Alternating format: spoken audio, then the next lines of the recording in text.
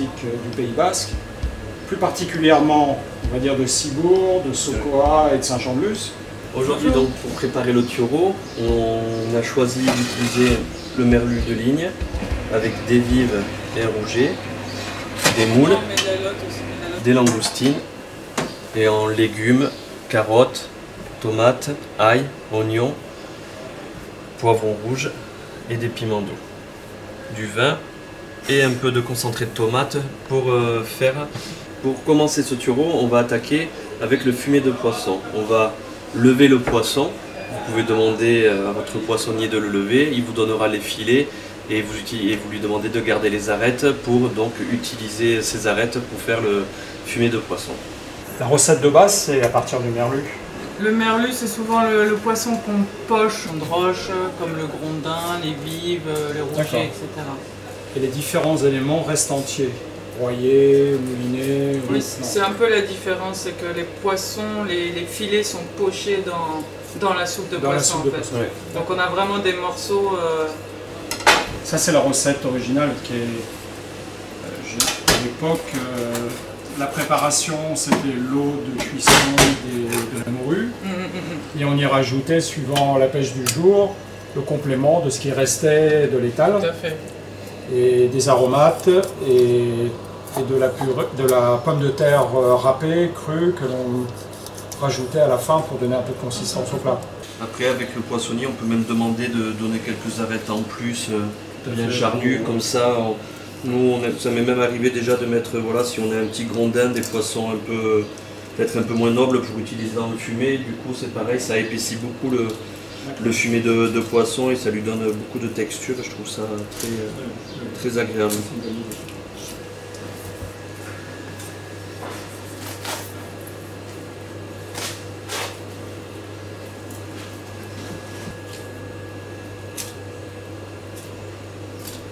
Donc maintenant on va prendre les arêtes, on va bien les nettoyer entre guillemets, les laisser tremper dans l'eau pour enlever le sang et les éventuels bouts de chair et de caillots de sang qu'il peut y avoir. Pareil pour que la chair qu'on trouve dans les petites pinces se disperse bien. Et dès qu'on voit que ça commence un petit peu à colorer légèrement comme ça, voilà, à ce moment-là, moi j'ajoute la garniture. Et je la fais juste un petit peu suer.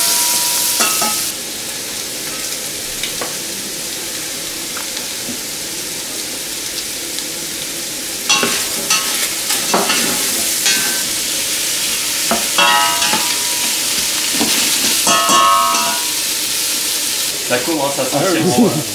Pour ça, il faut surveiller, éviter de faire brûler bien sûr, parce que toutes les odeurs qu'on a là en sentant, on les retrouvera dans notre plat après. Plutôt agréable l'odeur et le goût que ça amène quand on colore très légèrement. Et voilà le pain. Un petit peu de concentré de tomate, un peu de vin blanc. Voilà. Et quand le vin blanc commence à s'évaporer, on peut rajouter un petit peu d'eau à hauteur. On couvre légèrement. On fait bouillir, une fois que ça bout, on peut réduire le feu et garder à frémissement. En fonction du matériel que vous possédez à la maison, soit vous passez dans un moulin à purée, et l'avantage c'est que ça va conserver la plupart des arêtes, mais la chair va passer au travers des mailles du moulin et du coup ça donnera à la sauce, vous verrez tout à l'heure, la texture que nous on aime bien qu'elle ait, avec des petits morceaux de chair de poisson. Vous pouvez rajouter un petit filet de congre et vous aurez vraiment à l'intérieur des petits bouts de poisson dans ce fumet. On peut enlever l'écume qui se forme, donc avec un petit pochon. À la surface, on enlève toutes les impuretés en fait. Donc en attendant que le fumet se fasse, on va commencer à couper les légumes.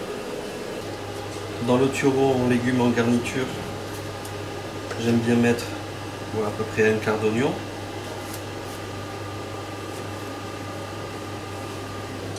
Une petite tête d'ail.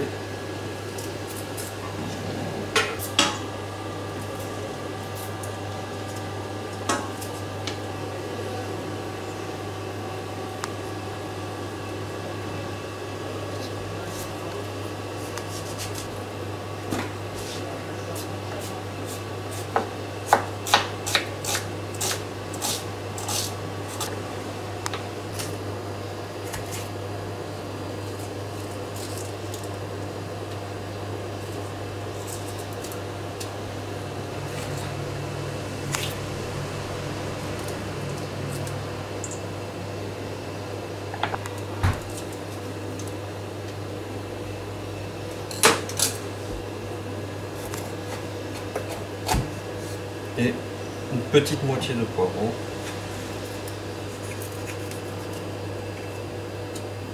Pensez à enlever le blanc, c'est pas très digeste.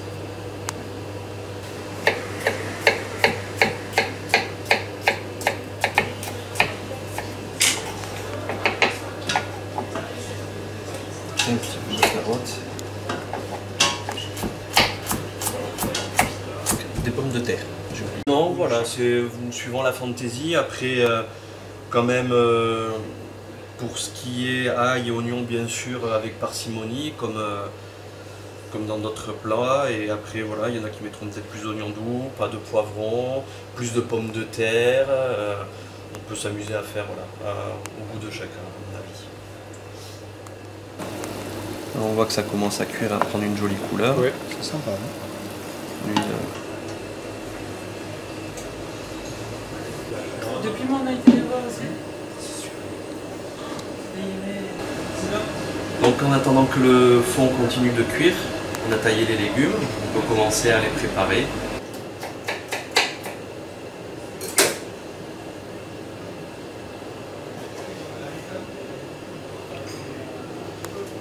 Je mets d'abord l'ail.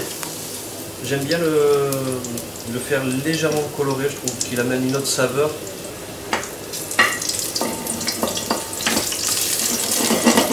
Voilà, dès qu'il a sa petite couleur comme ça, vraiment sur le côté là. Ah, ok. Hop.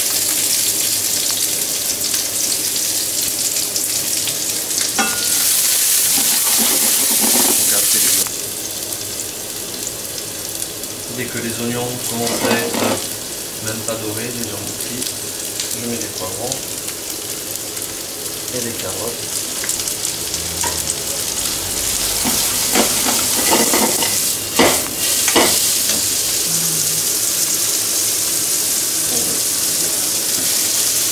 Les tomates, les pignons doux, et je garde les pommes de terre et l'oignon nouveau pour la fin.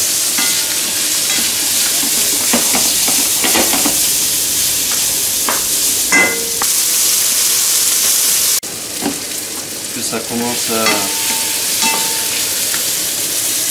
à sentir bon, et bien on peut mettre le fumet de poisson dessus pour juste vraiment finir la cuisson des légumes. On ajoutera les pommes de terre et on finira de cuire tout ça à ce moment-là. De saisir un petit peu, ça amène, à mon goût, ça amène vraiment quelque chose. Voilà. Et finir la cuisson des légumes avec les pommes de terre à la fin. Donc là j'ai arrêté le feu, on va finir de passer le fumet de poisson, on mettra sur les légumes avec les pommes de terre et là on finira la cuisson, une quinzaine de minutes peut-être, et le poisson vraiment à la fin, même pas 5 minutes, un tout petit frémissement. Et quand on voit que les arêtes la chair commence à bien se sortir des arêtes, à bien se désagréger, c'est que ça commence à être pas mal. Donc on va le passer au moulin pour récupérer le jus et le plus de chair possible. De préférence vraiment utiliser un moulin.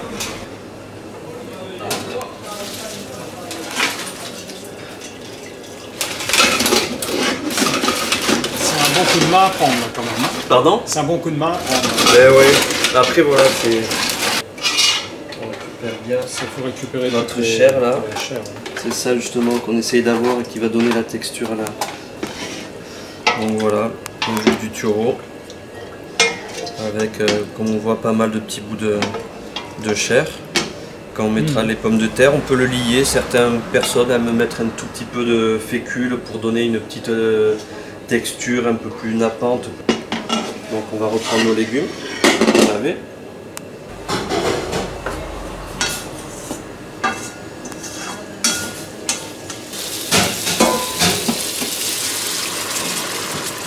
Voilà. Mouiller. Ajouter nos pommes de terre. Et on peut couvrir et laisser cuire, vu la taille des pommes de terre, je dirais un quart d'heure. Avoir peut-être une poêle un peu plus large, mettre votre poisson dedans. Ou mettre ça aussi dans une grande plaque à rebord pour mettre le poisson et finir la cuisson au four, ça marche très bien. Là, le fumet avait suffisamment réduit lors de son élaboration. J'ai mis la quantité que j'estimais voilà, nécessaire pour le service des convives.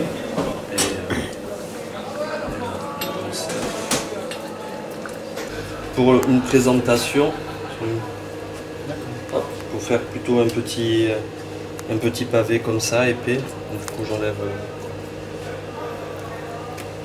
la partie noire, voilà. Les arêtes qui sont sur le bord. La partie noire, on peut faire ça avec un petit bout de papier. Ah ouais, Voilà, filer comme ça, moi j'aime bien. Le replier sur lui-même et enlever une partie de la peau, comme ça, ça ressemble plus à un petit pavé s'il a présenté à servir.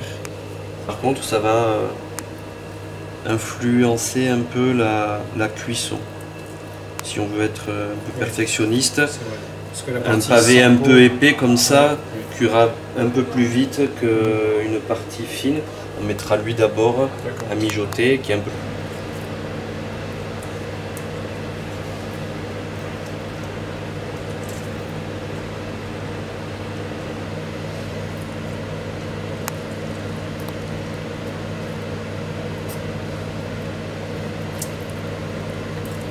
Parce que je trouve voilà, c'est joli dans le plat et c'est plus majestueux.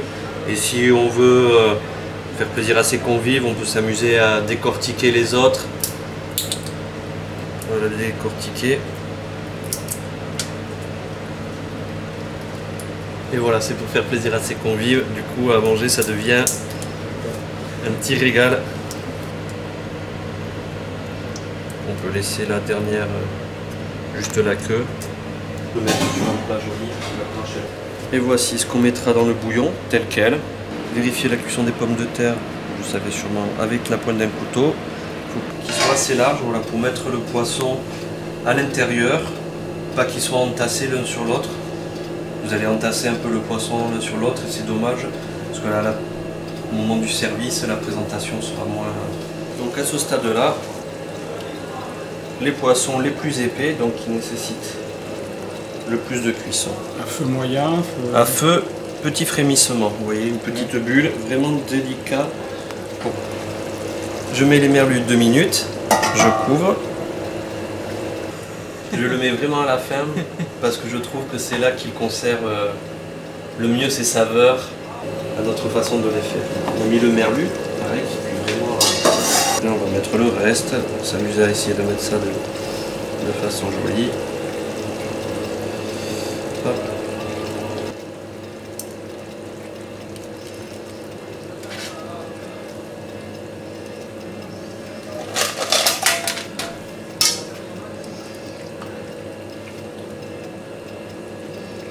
On peut dresser, voilà, à ce moment-là, en fait, quand vous dressez votre plat, si vous le servez à la poêle ou au four, vous essayez de le dresser dès maintenant.